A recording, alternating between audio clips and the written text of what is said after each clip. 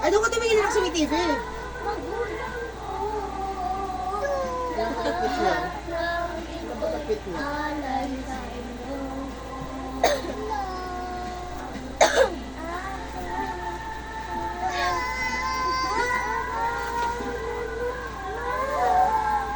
Ito hindi mawawali kailan pa man.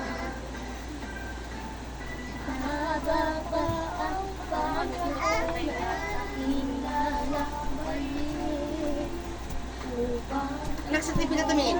maabot ng pangakakita.